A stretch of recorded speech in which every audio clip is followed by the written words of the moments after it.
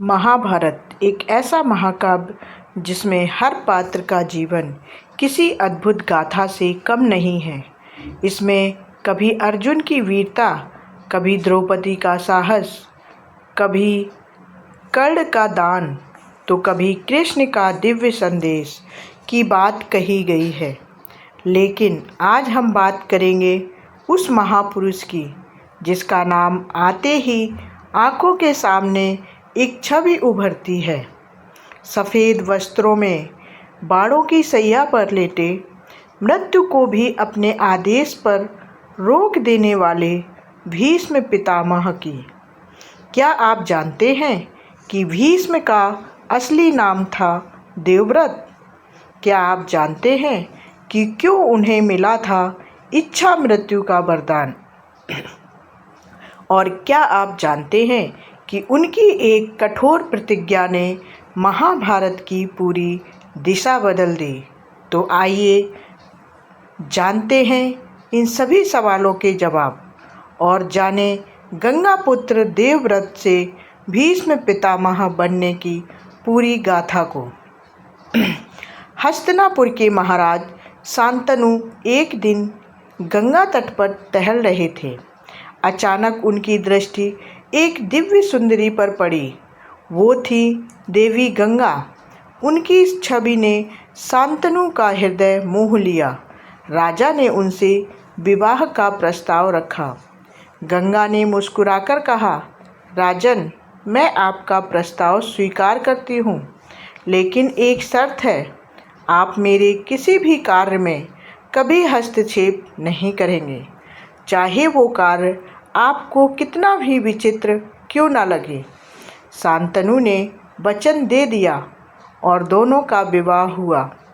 कुछ समय बाद गंगा ने एक एक कर 7 पुत्रों को जन्म दिया, लेकिन हर बार वह नवजात को गोद में लेकर सीधे गंगा नदी में बहा देती। शांतनु का हृदय तड़प उठता, लेकिन वचन की याद उन्हें रोक देती। वो चुपचाप सहते रहे। जब 8वां पुत्र हुआ, गंगा उसे भी बहाने लगी। अब राजा सह न पाए और उन्होंने रोक दिया। गंगा ने दुखी होकर कहा, राजन, आपने मेरा वचन तोड़ दिया। अब मैं आपको छोड़कर चली जाऊंगी, लेकिन ये 8वां पुत्र आपके पास रहेगा। इसे आप पालेंगे, ये आपका गौरव बनेगा।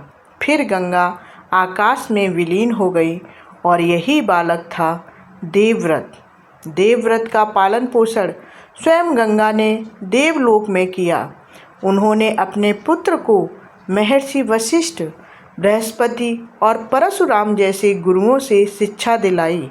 धनुर्वेद, शास्त्र, वेद, राजनीति, धर्म, हर विषय में देवव्रत अद्वितीय हो गए।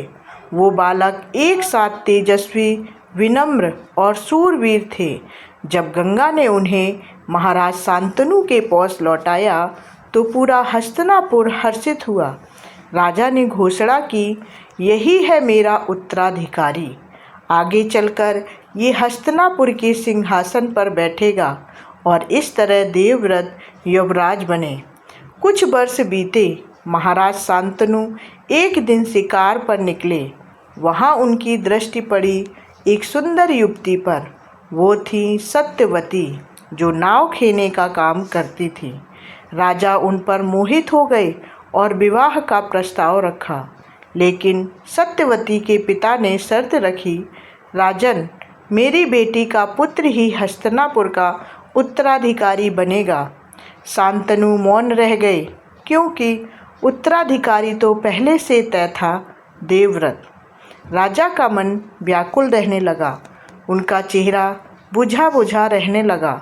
देवव्रत ने पिता की व्यथा समझी। वे अकेले ही सत्यवती के पिता के पास गए और वहां उन्होंने इतिहास की सबसे कठोर प्रतिज्ञा ली। उन्होंने कहा, मैं सिंहासन का उत्तराधिकारी नहीं बनूंगा। मैं आजीवन ब्रह्मचारी रहूंगा और केवल सत्यवती से उत्पन्न संतान ही हस्तिनापुर का उत्तराधिकारी बनेगा। यह सुनकर धरती, आकाश और देवलोक तक गूंज उठा।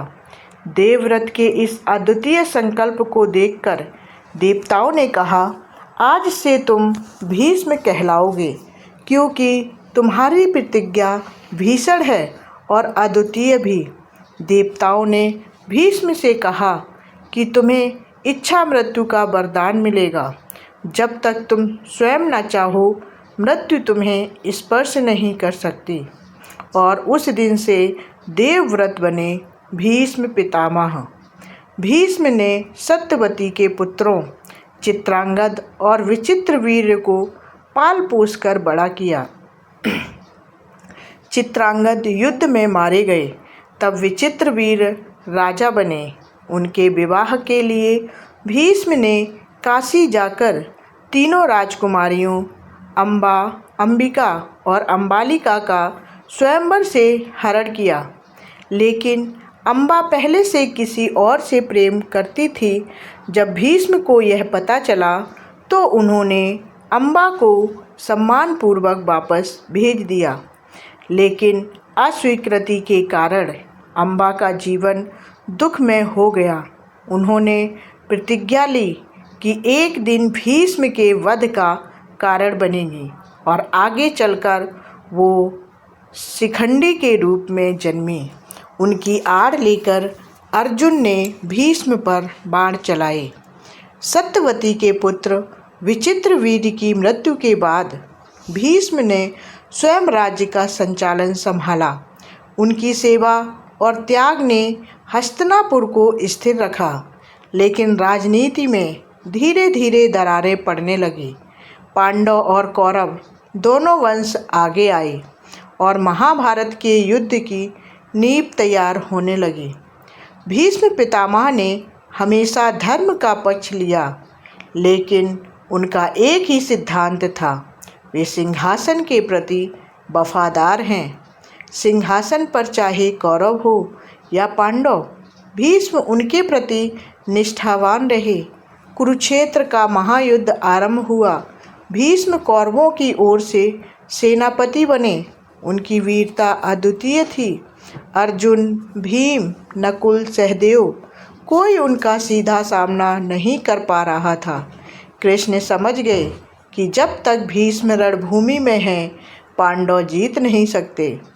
तब उन्होंने अर्जुन से कहा कि शिखंडी को आगे करो। भीष्म शिखंडी, जो कि अम्बा का रूप थी, को स्त्री का जन्म मानते थे, उस पर शस्त्र नहीं उठाएंगे। अर्जुन ने शिखंडी को सामने किया और पीछे से बाणों की वर्षा की। भीष्म बाणों से छलनी होकर रणभूमि में गिर गए, लेकिन वे मरे नहीं, क्योंकि उन्हें तो वरदान था इच्छा मृत्यु का। वो बाणों की सैया पर लेटे रहे। भीष्म ने मृत्यु को टाल दिया। सूर्य के उत्तरायण होने तक वे जीवित रहे। उस समय उन्होंने युधिष्ठिर को धर्म, राजनीति, न्याय, दान और राजा के कर्तव्यों का उपदेश दिया। ये उपदेश महाभारत के शांति पर्व और अनुशासन पर्व में लिखे गए हैं। भीष्म ने कहा, राजा को धर्म पर आधारित रहना चाहिए। राजा का सबसे बड़ा दायित्व है प्रजा की रक्षा और न्याय करना। अंततः जब सूर्य उत्तरायण हुआ, तब भीष्म ने अपने देह त्याग दी और अमर हो गए। अपने त्याग और प्रतिज्ञा के कारण वह अमर हो गए। भीष्म पितामह एक ऐसा नाम जिसकी गाथा आज भी प्रेरणा देती है। उन्होंने अपना जीवन अपने लिए नहीं जिया, उन्होंने पिता के सुख के लिए प्रतिज्ञा ली, हस्तिनापुर के लिए त्याग किया और धर्म के लिए मृत्यु को भी रोके रखा। आज भी जब हम वचन, धर्म और त्याग की बात करते हैं तो सबसे पहले स्मरण होता है भीष्म पितामह का। तो दोस्तों, कैसी लगी आपको गंगा पुत्र से भीष्म बनने की ये गाथा? अगर कहानी ने आपको छुआ हो तो इसे अपने दोस्तों और परिवार वालों को शेयर करें और अगली बार फिर मिलेंगे एक और अद्भुत कथा के साथ। तो हमारे चैनल को सब्सक्राइब कर लें। धन्यवाद।